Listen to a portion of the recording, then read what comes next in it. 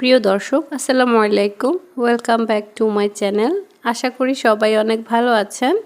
আজকে আমি আপনাদের সাথে ডাল ডিমের একটা শর্টকাট রেসিপি শেয়ার করব, যেটা খুব তাড়াতাড়ি তৈরি করা যায় আর এটা ভাত কিংবা রুটির সাথে খেতে একদম অসাধারণ লাগে। চলুন তাহলে রেসিপিটি শুরু করা যাক। প্রথমেই রেসিপিটি তৈরি করার জন্য এখানে আমি একটা বাটিতে 2টি ডিম ভেঙে নিয়েছি। ডিমের মধ্যে দিচ্ছি হাফ চা চামচের থেকে একটু কম গোলমরিচের গুঁড়ো। এগুলোকে ভালো করে ফেটিয়ে নিচ্ছি। এখানে আমি লবণও দিয়েছি, এটা আসলে ক্যামেরায় কাটা পড়েছে। ডিমগুলোকে আমি ভালোভাবে ফেটিয়ে নিয়েছি। এবার রান্নার জন্য চলে যাব। একটা কড়াইতে আমি ডিম ভাজার জন্য অল্প একটু তেল দিয়ে দিলাম। তেলটা যখন হালকা গরম হয়ে যাবে তখন ডিমের মিশ্রণটা ঢেলে দিচ্ছি। ডিমটার এক সাইড ঠিক এভাবে যখন হয়ে আসবে, লাল করে ফেলা যাবে না, সাদা থাকবে। এমন অবস্থায় এটাকে উল্টে পাল্টে ভেঙে দিতে হবে।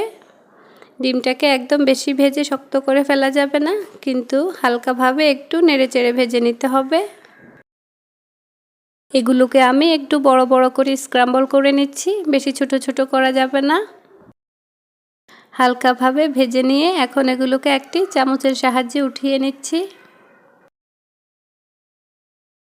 উঠিয়ে নেওয়া হয়ে গেলে কড়াইতে আবারও দিয়ে দিচ্ছি 3 টেবিল চামচ সয়াবিন তেল। তেলটা দিয়ে তারপর দিয়ে দিচ্ছি 2টা পেঁয়াজ কুচি। পেঁয়াজটাকে একটু নেড়ে নিচ্ছি। তারপর এর মধ্যে কয়েকটা কাঁচামরিচ ফালি করে দিয়ে দিচ্ছি। এতে করে একটু ঝাল ঝাল হবে, খেতে ভালো লাগবে। 4-5টা কাঁচামরিচ দিয়ে দিলাম। এগুলোকে এখন ভেজে নিতে হবে। হালকাভাবে ভেজে নিয়ে দিয়ে দিলাম 1 চা চামচ রসুন বাটা আর হাফ চা চামচ আদা বাটা। এই আদা ও রসুনটাকে তেলের মধ্যে পেঁয়াজের সাথে একটু ভালো করে ভেজে নিয়েছি। এতে করে আদা রসুনের যে কাঁচা গন্ধ সেটা আর থাকবে না। যখন নিচে একটু লেগে লেগে আসবে, ঠিক ওই পর্যায়ে একটু পানি দিয়ে দিব। পানিটা দিয়ে দিলাম হাফ চা চামচ হলুদের গুঁড়ো, ভর্তি করে 1 চা চামচ মরিচের গুঁড়ো, হাফ চা চামচ জিরার গুঁড়ো আর হাফ চা চামচ ধনিয়ার গুঁড়ো, স্বাদ মতো লবণ এবং সবশেষে দিচ্ছি বড় সাইজের একটা টমেটো কুচি। এখন মশলাগুলোকে টমেটোর সাথে খুব ভালো করে কষিয়ে নিতে হবে, যাতে করে মশলার এক্সট্রা কোনো কাঁচা গন্ধ না থাকে।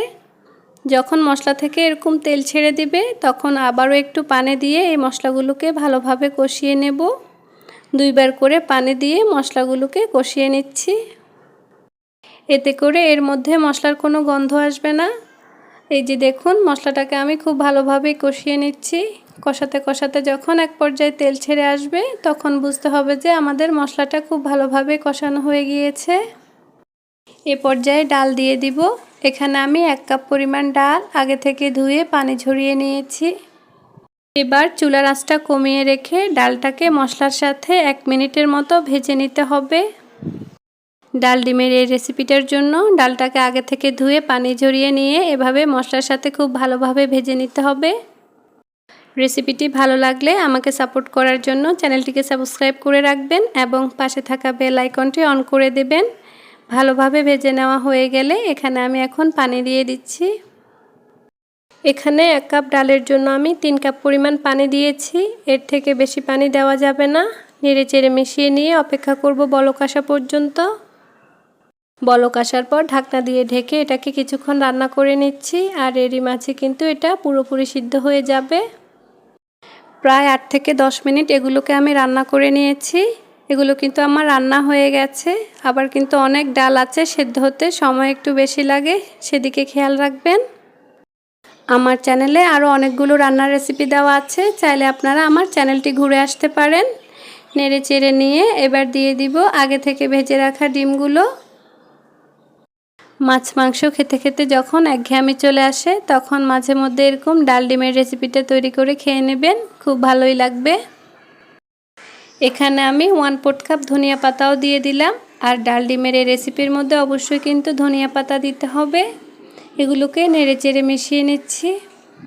সেম প্রসেস ফলো করে আপনারাও রেসিপিটি তৈরি করবেন এবং কমেন্টস করে জানাবেন যে রেসিপিটি কেমন হয়েছে। এখন শেষ পর্যায়ে এসে সুন্দর ফ্লেভারের জন্য 2টো কাঁচামরিচ ফালি করে দিয়ে দিলাম। এই রেসিপিটা খুব কম সময়ের মধ্যে তৈরি করে নেওয়া যায়, ঝটপট একটা রেসিপি। দেখতেই পাচ্ছেন এটা কতটা লোভনীয় হয়েছে, খেতেও কিন্তু ভীষণ মজার। নতুন রাঁধুনি কিংবা ব্যাচেলারদের জন্য এটা বেশি কাজে আসবে। তো আজকে তাহলে এখানেই বিদায় নিচ্ছি। দেখা হবে পরবর্তী কোনো ভিডিওতে নতুন কোনো রেসিপি নিয়ে। সবাই ভালো থাকবেন, সুস্থ থাকবেন, আমার জন্য দোয়া করবেন। আল্লাহ হাফেজ।